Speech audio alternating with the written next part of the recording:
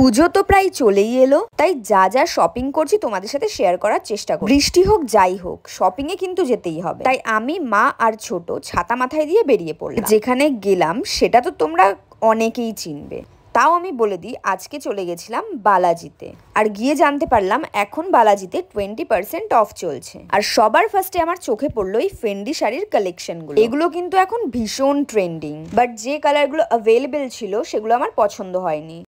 আর তারপর আমার চোখ পড়লো এই রেড কালারের শাড়িটাতে, কিন্তু ওদের প্রাইসটা আমার কাছে একটু হাই লাগলো, যেই কারণে আমি ওটা তারপর দোতলায় চলে গেছিলাম। আর এখানে পড়লো চোখে চিকনকারির এই কালেকশনগুলো, প্রত্যেকটা কালার ছিল অসাধারণ। পুজোতে দেখো এই মা দুর্গা ঠাকুরের মুখ দেওয়াই শাড়িগুলো এখন খুব উঠেছে। তো শপিং করে তারপর চলে এসেছিলাম মার্কেটে, আর সেখান থেকে মনজিনিসে ঢুকেছিলাম। চিকেন ইন্টারনেট আর কিছু পেস্ট্রি কিনেছিলাম। মা এখানে ঠাকুরের জন্য মিষ্টি কিনছিল। তারপর চলে এসেছিলাম বাড়ি। আর বাড়ি এসে আমার এত খিদে পেয়ে গেছিল না, যে আমি এসে ড্রেস চেঞ্জ না করেই বসে গেছিলাম পেস্ট্রি নিয়ে। আজকের ভিডিও এখানেই শেষ করছি, দেখা হচ্ছে নেক্সট ভিডিওতে।